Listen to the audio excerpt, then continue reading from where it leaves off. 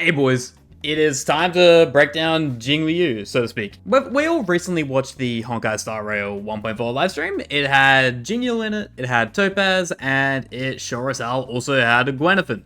All three characters look insane, by the way, and I will be breaking down every single one of these characters if you leave a like on the video. You know, I'll also say subscribe too. We're pushing 1,500 subs. Be kinda cool if we hit that. Thanks for the support, my boys. If you have any more questions, I'm live on Twitch every single day at twitch.tv/MaximGotcha. And enough plugging, let's get into her kit. So in 1.4, they slowly broke down and showed what her basic attack is, her skill, her gimmick, so to speak. It's kind of a gimmick because it's kind of what her whole entire kit revolves around, and it's a little bit different from other things. And obviously her ultimate. So the gimmick that I just mentioned, it is called, I don't even know what the name of it was. What was the name of it?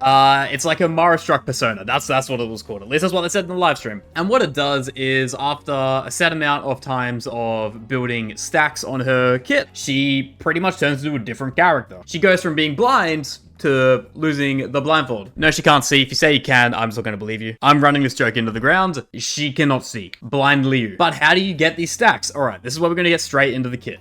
So she has a skill. It's called Crescent Transmigration, and upon skill use, it will develop it's syzygy stacks. It's the weirdest whatever, but syzygy stacks. I think I said it right. And what her base skill does is it siphons HP from your allies, which, depending on how much it siphons, could be detrimental. I doubt it would be. I strongly believe she'll actually still be ridiculous in her damage output. But she is blind, so she can't actually, hit any enemies. Directly dependent on HP consumed is how much damage she will do from her HP siphon from all her allies. And hey, look, we've got no specific numbers. I'm sure people who look at Dreams probably do, but I'll wait for the official announcement of the kit to really dig into that section of things. But after 2 stacks of farming her skilled Crescent Migration, she does go into her second state. I'm just going to call it second state because saying Mara persona is a bit of a mouthful. So when she enters her second state, her skill actually changes. It goes from Crescent Migration, which is a HP siphon to attack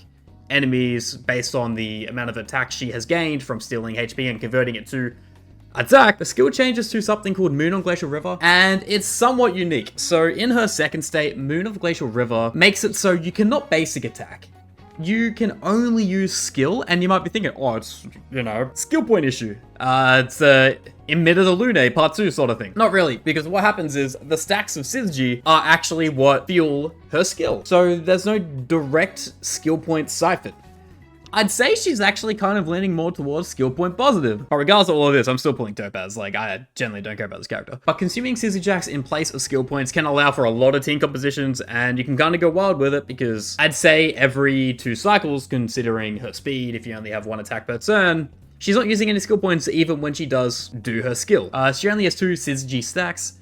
So once you use both of those, she reverts back to first state, and her skill will cost skill points again, and it will go back to the HP siphon mechanic. So I guess technically she's got 2 skills. One just has a build time to get up to it, and the other one you just have off rip. And her ult has the same thing as a skill. It is a syzygy stack machine. I don't know how many stacks of syzygy it does give you. I don't know if it gives you 2 straight away, so you could be on 0 stacks and go straight to her Mara Struck change. From the footage, I think it is only 1 stack of Mara, but hey, subject to change. They do mess around with kits a lot before release, so I guess we'll just have to wait and see. But her skill isn't single target DPS. It's kind of AoE. It hits the middle person and then the one on the left and the right. So single target with adjacent enemy, kind of overflow. Almost erudition in a sense, but she's destruction. Just to recap where we're at, her base skill, the one without the second state, is a single target use. I don't think I mentioned that before, so I'll mention that now. It only hits 1 enemy, and when you hit state 2, it is AoE. It hits the main person, and then on the left and the right, the adjacent targets. And obviously with her ult, as I mentioned just then, AoE as well. So it is it's primarily a kit built to, more often than not, single target, because it's not the same amount of damage onto every single character that you hit, and it is limited to 3 characters. So when you're on stages that have 5 or 6, you're really only, hitting half of them as opposed to all of them. So I guess boss states in MOC and obviously Swarm Disaster, she's really going to flourish. I don't even want to imagine using her in Remembrance on Swarm Disaster. That's going to be bad. It's going to be a little bit of a hot take, but to me, at least, she feels like a Imbibe Lune Danhong, but just ice variant. And obviously not a skill point heavy. The reason I reference that is, like, obviously you just look at her. Her whole kit is about her flourishing. Like, her teammates can be indirect supports because they just have HP, which she just sucks the soul out of. It's kind of in her kit. But we've covered all the main stuff. There's also something... I also want to mention her technique because it can kind of enable constant second state the moment you get into a fight. So her technique is called Shrine of Truth, and it breaks objects within like an AoE. Like as she's walking around, it breaks things.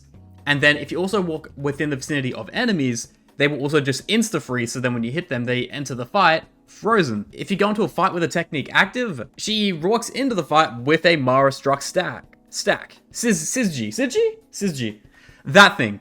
Like, I wish I really did have concrete numbers, but I don't. I got nothing near that. All I've got now is watching the 1.4 stream, and although she is blind and she can't see enemies, how's she supposed to do damage if she can't see what's in front of her? I could imagine running with Bronya, you know, Tingyun, and pretty much any single target buffer would make her go insane. On top of already how selfish her kit is to make her more powerful, she's pretty good. You could even try mono freeze. And I think because she's somewhat skill point friendly, not that I would ever recommend this, but just to kind of go unga bunga crazy with it, you could run an Imbibidalune with her because every 2 cycles she doesn't require skill points. But look, that could go one of 2 ways. That could either just build the most OP double DPS team in history, or you will never actually get an attack off because I've truly overestimated how skill point friendly she is. Because she kind of is. She's kind of like a 2-for-1 deal. For every 2 skill points you use, you have 2 cycles where you don't need to use them, and when you also get to rip her ultimates, she gains another stack of Sizji.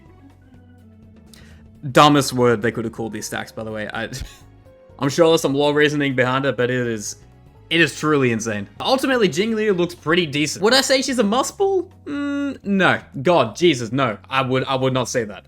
I don't believe any character's must-pull though, like, except for Topaz. She's got a pet Trotter, and she's hot. Let me know what you want to see next, whether it is Gwenethan or Topaz. Let me know in the comments down below. Anyway, that's Jingliu.